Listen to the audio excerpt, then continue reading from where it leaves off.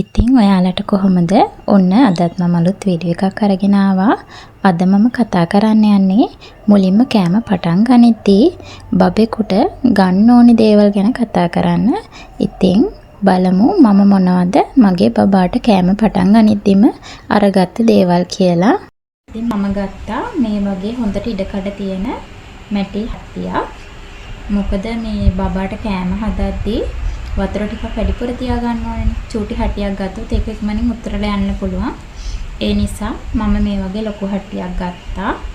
ඒකටම එක වහන්න පුළුවන් මේ වගේ පියනකුත් අරගත්තා. ඊට පස්සේ මම මේ වගේ චූටි හටියකුත් ගත්තා.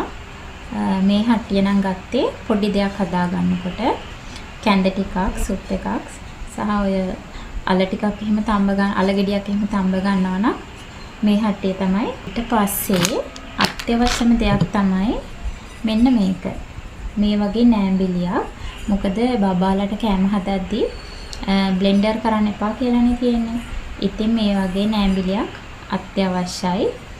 ඉතින් මේක පාවිච්චි කරද්දී මුලින්ම ගන්නකොට වැලි කඩදාසියකින් හොඳට මේක අතුල්ලලා මේ හොදලා තමයි ගන්න ඕනේ. නැත්නම් මේකේ තියෙන මේ කුඩු කුඩු කෑම එකට එකතු වෙන්න පුළුවන්. ඉතින් මේක නම් අත්‍යවශ්‍යයි. ඊට පස්සේ මෙන්න මේ වගේ සිදුරු පොඩි ගොට්ටක්.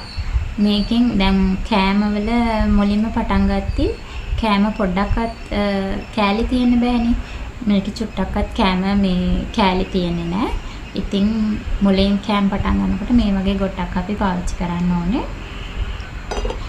ඊට පස්සේ අපිට ටිකක් මාස 8ක් විතර යනකොට මේ වගේ ගොට්ටකට මාරු වෙන්න පුළුවන්. මොකද මේකේ සිදුරු ලොකු නිසා තරමක කෑලි එක්ක අපිට බබාට කෑම එක දෙන්න පුළුවන්. ඊට පස්සේ මෙන්න මේ වගේ පොල් කටු හැන්දක්. සමහර හැඳි තියෙනවා මෙහෙම සිදුරු දෙකක් විදලා ඒකට මේ මිට දාපු එකක්. ඒක ගන්න එපා. මේ වගේ හොඳට ඇන දාපු පොල් කටු හැන්දක් ගන්න නම් ගොඩක් හොඳයි. මොකද මේක හොඳටම හයියයි. ඊට පස්සේ ඕගොල්ලන් හොඳ මේ වගේ හොඳ හයි හැන්දක් අරගන්න. මොකද සමහර හැඳි කෑම පොඩි කරද්දී මේ නැවෙන්න පුළුවන්. මේක ගත්තේ මම ගොට්ටෙන් පෙරද්දී නෑබිලියෙන් පොඩි කරලා ගොට්ටට දාලා පෙරනකොට මේකෙන් තමයි මම මේ කෑම ටික පොඩි කරගත්තේ. මේ හැන්ද ගොඩක් හයි නිසා ගොඩක් කල් පාවිච්චි කරන්න පුළුවන්. ඒ වගේම බබාට කෑම කවන්න පිඟානක්. ඉතින් මේක මම සෙට් එකක් එක්ක තියෙන එකක් තමයි ගත්තේ. ඒ වුණාට ඔයාලා මේ වගේ රූප තියෙන ඒවා ගන්න එපා. මොකද මේ රූප පොඩි දවසකින්ම මේ ෆේඩ් වෙන්න බලනවා. ඉතින් ඔයාලා පුළුවන් නම් රූප නැති ඒවා අරගන්න. ඒ වගේම හැඳි ගනිද්දී ඉතින් මම මුලින්ම ගත්තේ මේ හැන්ද. මොකද මේ පිඟානට හම්බුනේ මේ හැන්ද. ඒ වුණාට බබාට මේ හැන්ද ටිකක් ලොකුයි. මොකද මුලින් කෑම කවද්දී බබාගේ කට ඉතින් පොඩිනේ.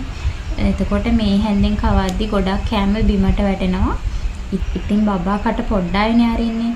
එතකොට මේ හැන්දෙන් කෑම කවද්දී කෑම ටික කටට යන්නෙත් නෑ. ඒ වගේම කෑම හැලෙනවා. ඉතින් ඒක නිසා මම ඊළඟට ගත්තා මේ වගේ හැන්දක්. ඉතින් මේ හැන්ද නම් බබාට කෑම කවා ගන්න ලේසි. කෑම හැලෙන්නෙත් නෑ. අවශ්‍ය ප්‍රමාණයට අරන් කට ඇතුළටම දාන්න පුළුවන්. ඊට පස්සේ බබාට යෝගට් එකක් මොන හරි කෙසෙල් ගෙඩියක් පොඩි කරලා කවනවා නම් මේ වගේ හැන්දක් හොඳයි.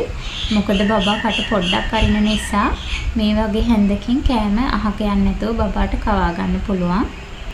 ඊට පස්සේ මම ගත්තා මේ වගේ කප් එකක්.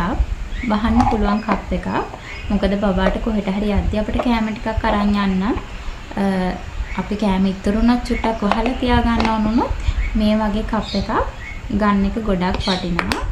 මොකද පහසුයි. එක කෑම පියන් වලින් වහනට වැඩිය මේ වගේ බබාටම වෙනම කප් එකක් අරන් තියාගත්තොත් අපිට ගොඩක් පහසුයි.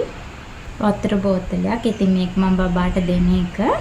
ඉතින් මේ වගේ වීදුරු වතුර බෝතලයක් අරගන්න. මොකද මුලදී බබා පොඩ්ඩක් වතුර බොනවා හොරයිනේ. ඉතින් පස්සේ වතුර බොන නිසා මේ වගේ බෝතලයකට තරම් තියාගන්න එක හොඳයි. තමයි ඔයාලත් එක්ක කතා කරේ. ඉතින් මම හිතනවා මගේ වීඩියෝ එක බලලා ඔයාලටත් අදහසක් ගන්න පුළුවන් වෙයි කියලා. එහෙනම් තවත් දවසක අලුත් වීඩියෝ එකක් අරගෙන එනකම් ගිහින් එන්නම්. ඔයාලා හැමෝම පරිස්සමෙන් සතුටින් ඉන්න.